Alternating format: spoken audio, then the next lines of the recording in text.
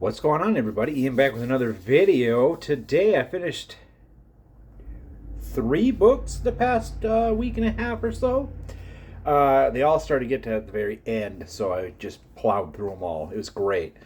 So it's kind of fun to always just finish a bunch of books in a row where then you can start the next. So let's start out with one of the weaker ones, unfortunately. I read this in a day and a half. It's pretty short. This is Robert Raposa, The Lost Tribe, a Nick Randolph novel. Best way I can describe this is it's basically dollar store Indiana Jones. Basically, Nick Randall is an archaeologist who he's more of a controversial figure. He does a lot of conspiracy theory stuff. Basically, he's trying to find this city in, is it Peru or Brazil?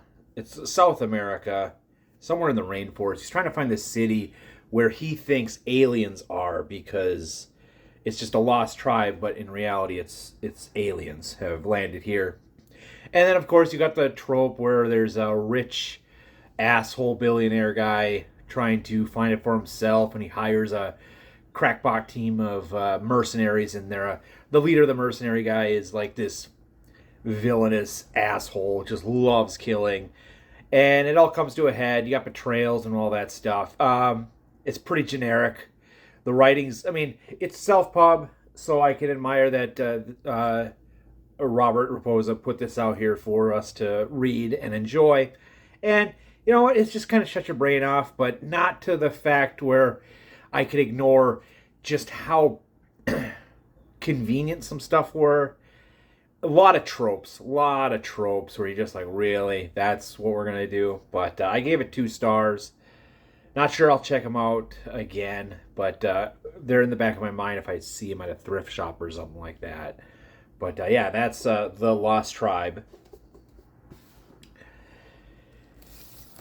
Finished George R.R. Martin, Fire and Blood. I listened to the last part of this on audio, and very good. See, this is what pisses me off about George is he can do it. He really can create these worlds, but it's not going to really let anyone play in them. All this lore, and when he's gone, that's kind of it. I don't think he's going to get, I don't know, it's like all this stuff that you could be writing about to explore this world, it's just not going to happen. And that's just what sucks. This is why I don't like reading George R.R. Martin, just because I know it's just going to be a waste of time, in my opinion. It's just like none of this stuff is going to get concluded.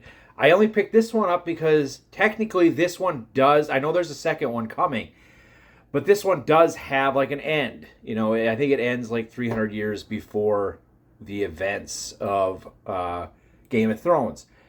But let me tell you, what I read here was great. It was great. But again, it's just more of it's not going to happen. Like, he's not going to finish it. It's not going to happen. So, yeah. So I guess we'll have to wait and see what the TV shows do to really expand in that world, I guess. But you're not going to get any writers in it. But I don't know. We'll see. We'll see. But yeah, so I'm fascinated to see how they're going to do some of the stuff in the book, or do stuff in the show that they do with the book here. But yeah, very good. Except for, like I said, it's just not gonna, you get what you get, I guess. I don't know. Frustrating. Finished Greg Hurwitz's Nemesis. This one wasn't the best Orphan X. The Orphan X series is great. This is one of the weaker ones. I kind of liked where it was going, and then it just kind of veered off, and, you know, I don't know. To me, you have to have, for me to like a book, the villain has to be very memorable. He has to give the hero a hard time, and this one just didn't have it. I think it suffered from a villain problem. But yeah, I gave it 3 stars. Still worth it if you're into Orphan X, but highly recommend it. And then for a book club read-along, Crack It Open, Golden Sun, Pierce Brown. First time reading this series.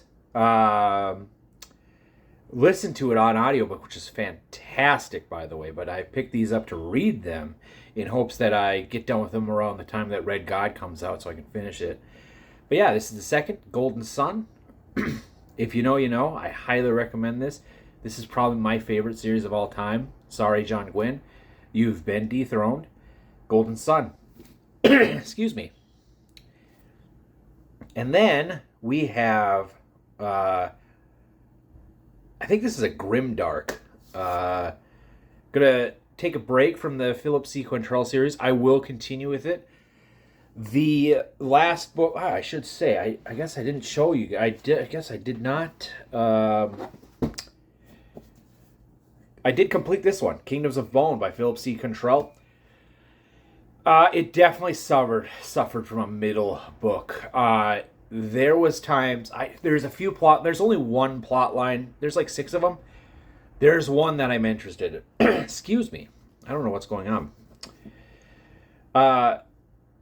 Yeah, there's one plot line that I'm interested in, and there's like 5 that I'm not. So, middle book syndrome here in the middle of a trilogy, or excuse me, in a trilogy of series. What? This is the middle book in the second trilogy. So, you got that. There's a whole other trilogy after the book after this. So, yeah, so I gave this one 2 stars. Unfortunately, it was I don't know. This one almost put me in a book slump. I'm going to continue.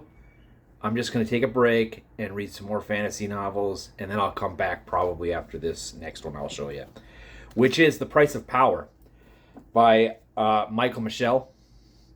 I think that's how you say it. Grimdark, I heard. What this is, so not 100% sure.